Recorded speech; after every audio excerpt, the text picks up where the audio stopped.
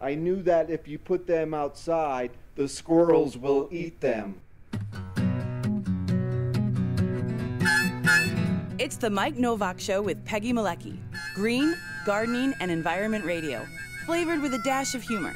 Welcome to intelligent, irreverent talk about plants and the planet they grow on.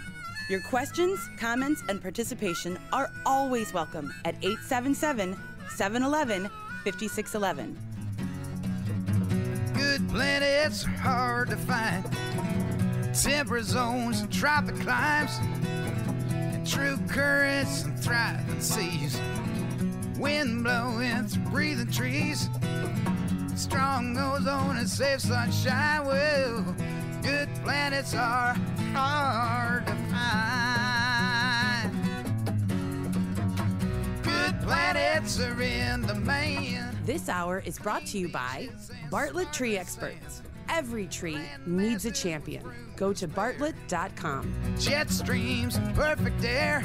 And here they are, Peggy Malecki and Mike Novak. Well, good planets are in the man. Right. Ain't that right? That's right. Hey, welcome to the show. It's a beautiful, beautiful day in the neighborhood, and lickety-split, just like that, we get to the end of summer. No. Yeah.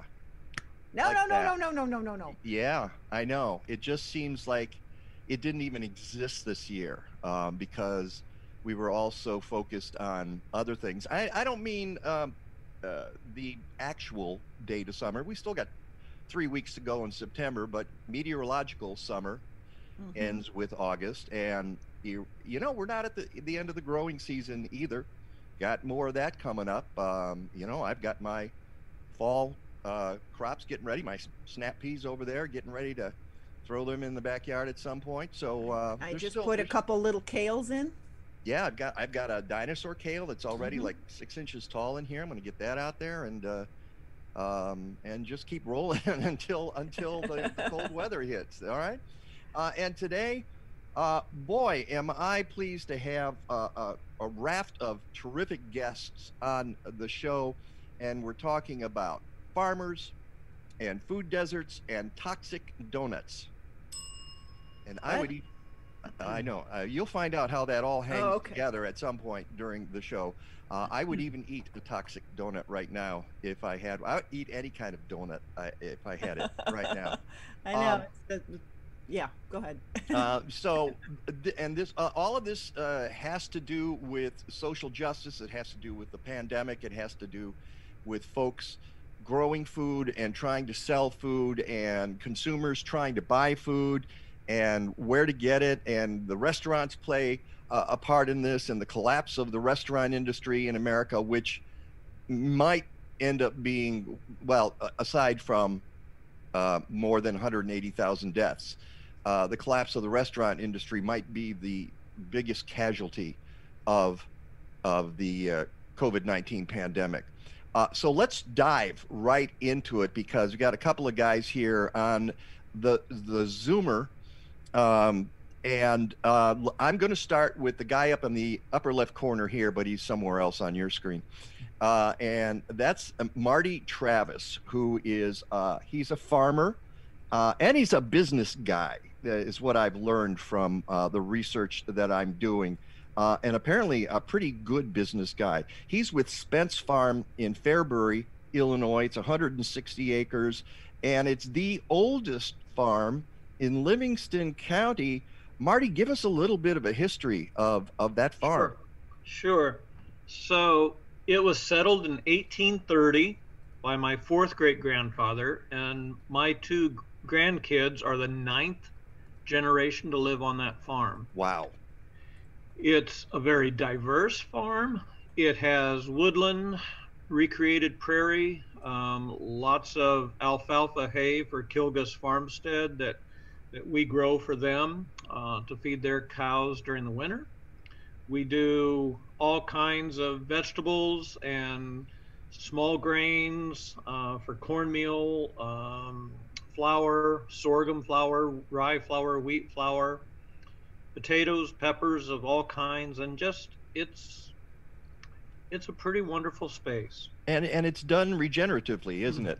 That's correct. Yep. So for basically the last almost 20 years, there's been no conventional crops grown on that farm. It's all,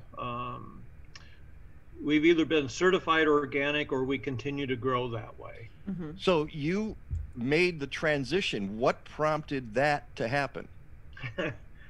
My wife said one day, she said, and for 35 years, I had built reproduction shaker furniture for clients all over the world. I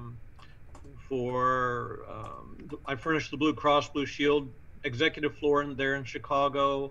I did work for the Smithsonian, for Macy's, lots of folks. And she said, what would happen if you're perfectly healthy, but you can't do woodwork anymore? What would you do? Mm-hmm. Uh-huh. And I said, well, we've got this cute little farm here. We ought to figure out something to do with it. Well, the doors flew open, and here we are years later. You're telling me that farming is not as difficult as making furniture?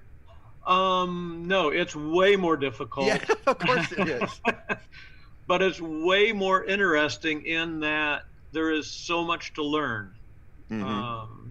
So was the land being farmed at all at that time? Sure, it was, and it was being conventionally farmed with corn and beans by one of our neighbor farmers. Mm-hmm. So you got the commodities out there and decided to grow food. Yep. And so now it's my son and I, and he does a ton of the heavy lifting, and I do a lot of this kind of thing, sitting here on computers. Well, this kind of thing happens to be something that I found out about early in the pandemic, which was, I think, at the end of March, and I know I contacted you at the beginning of April.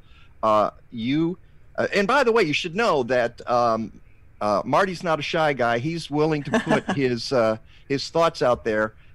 He wrote a book called My Farmer, My Customer, Building Business and Community Through Farming Healthy Food. You get a ding for that.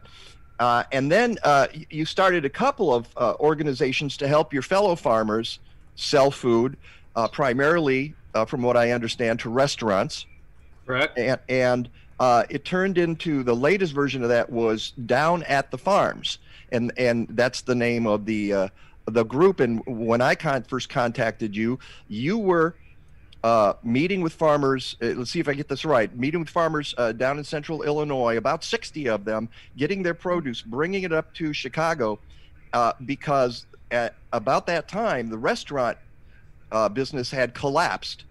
And these farmers still had crops that they needed to sell. And so you said, well, let's get together. We'll contact the people who were patrons of the restaurants. I guess the chefs helped out quite a bit in getting the word out. And then you schlepped all this stuff to 3 locations in Chicago and would, set up the truck, I guess, and unload the stuff. I never actually got to one of those. Is that kind of what happened? You're right on, Mike. We went in mid-March from 1 week of having 35 restaurants to the next week 3 restaurants. Wow. And ouch. It was rough, but in that week that led up to the 3 restaurants, we put out a social media post and ended up with about 150 individual family customers that next week. And you're right, we would all, the individuals could order just the same way that the restaurants did off of the same list, so they had the same amount of access. And then we had 3 drop locations at 3 of our restaurants in the city. This was probably one of the hardest things that I've ever had to do, is recreate a whole new system, a whole new business in the course of about 6 days. Yikes. And it was brutal. I was probably spending between 90 and 100 hours a week working to keep everybody going. It makes you want to go back to making furniture, I can imagine. Whoa, baby, did it ever. And we've got a minute before we break here. Sure. But I want to introduce our other guest, the other guy sitting there, and his name is Matt Wechsler. And Matt, in about 30 seconds, and then we'll pick up your story. How did you get involved with Marty here? So in 2013, my wife and I set out to make a documentary film about this sustainable food movement that was happening in these local farmers who were supporting the Chicago restaurants and farmers markets. And my wife had been an editor for Rick Bayless's television show, and she asked Rick, who, this better than anyone, who should we go talk to, who's local? And Rick said, you have to talk to Spence Farm. All right, let's hold it right there. You had to talk to Spence Farm. We'll come back with that story and the film. It's the Mike Novak Show with Peggy Malecki, and we will be back. Our audio should still be on Facebook now. This is our bonus time for folks who watch on the street. On the radio, we go to the commercials, and on Facebook and YouTube, we keep the audio up and talk to our guests. Are you ready there, Matt, to give us a tour of the facility? Sure. Yeah. Okay. Sure. Okay. Yeah. So for we'll just need the audio description going along with it. Yeah, you'll have to. For radio. Yeah. Oh, for sure. Yeah. So so I'm at the Village Farmstand place right now, which is a retail shop. You don't have to do it now. Just stand by. I'm just preparing you for this. Yeah. Yeah. Sure. I'm good to go. Yeah. I was going through your shopping list, as it were, your inventory for Village Farmstand, and it sounds like you're going to have a whole lot of new things coming in, coffees and hewn bread. And when is that going to come in? Is that soon or next month? With each vendor, we're adding them on as we can. I mean, this whole business wasn't a thing until the pandemic happened, and I started talking with Marty. So we've really built it in the last 4 or 5 months, and we just want to make sure our process is right before we start adding too many additional vendors who produce great food. But the hewn bread should probably be coming in 2 weeks, and then the chocolate should probably be coming in probably 2 to 3 weeks. So yeah, that's going to be really cool. And then Pleasant Ridge cheese probably be coming in a week or two. Okay. They're up in the Driftless area of Wisconsin. So you already had Prairie Fruits there. Yeah, Prairie Fruits, and through Marty, we just got a ton of people. We're supplying Janie's Mill, and a lot of great, obviously some amazing produce through Marty and Kilgus Dairy. So we're working with, just an amazing amount of local producers. That's fantastic. How many would you say right now are on board? Between Marty's farms and some of the other farmers that we're working with, probably between 40 and 50. Marty's network is 40 to 60 farms in any given week from his group. We have product from about 35, 40 farms, and then we've added about another 5 farms on outside of that. Once the word got out? Well, once we wanted to fill our shelves with great products, right? And we wanted to searching for some of these farms to fill. Most of these farmers I knew. Okay. We just picked up product from Green Acres from Indiana. They're at the Evanston Farmers Market, and I used to buy from them back at the Green City Market 8 years ago. I first met them. So, and Greg Gunthorpe, I've had a relationship with Greg for 5-6 years, and have always admired the operation he's doing, and he needs the help more than anyone right now, as he was doing a lot of restaurant business too. So I wanted to bring in some products from Greg too. He does the pork and chicken, all pasture raised, and then trying to bring in the farmers from the Driftless region. Okay, I'm going to have to hold you there because we're about to come back. We've got about 20 seconds, so stand by. The chickens are pecking in the gardens, growing sooner or later. It'll be snowing. What a sight to see. Looks like home. Feels like home. It's home. See, I told you the snow is on its way right now. I think we've got a forecast for snow later in the week. No. That's Nat Frederick, West Virginia Farmers Markets. A song called "Home to Me." That's, I guess, West Virginia Farmers Markets is the name of the album. Welcome back to the Mike Novak Show with Peggy Malecki. We are talking to Matt Wechsler and Marty Travis about farmers and getting their food to customers during the pandemic here in Illinois. We left with Matt, who was telling us the story of filming a documentary at Spence Farm. And what did you find when you went to Spence Farm, Matt? What we found more than anything is potential, the potential to revitalize and revolutionize our food system, you know, through farmers like Marty, who have really honed in on growing amazing, fresh, healthy produce and other products through agricultural means that work with our ecosystems, you know, and work with the soils and don't exploit those natural resources. And you ended up producing an award-winning documentary. Thank you so much.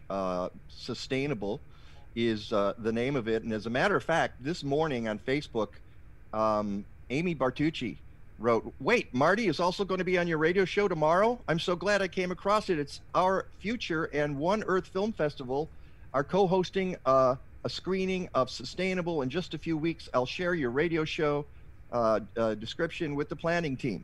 So there we go. There's people. And she's watching right now. Yes, she is. So thanks for doing that, Amy. So let's fast forward, because this is a shorter segment and we're going to have to wrap it up in a few minutes. But fast forward to this year. You did the documentary in 2016. This year, there's Marty out there killing himself, trying to deliver all these vegetables and drop them off at different locations, not only in Chicago, but in Peoria and in Champaign as well. You're a busy guy at that time. So how is it, Matt, that you got involved with Marty this year? Well, about a week after everything shut down, I called Marty and I asked how's it going? And I said, first of all, my wife and I would love to get your produce. We'd love to buy from you. But secondly, what's your plan? How is this all going to work? And is it going to kill you guys? Are you going to be able to make it through this summer? You know, having to completely change your business model, and what can I do to help?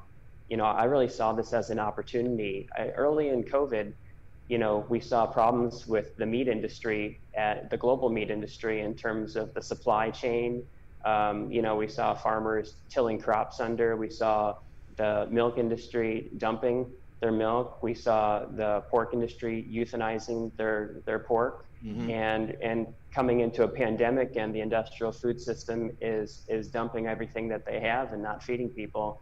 I just felt like I felt like this is the time to really try to push forward a better food system, you know, with the farmers that care about doing it right.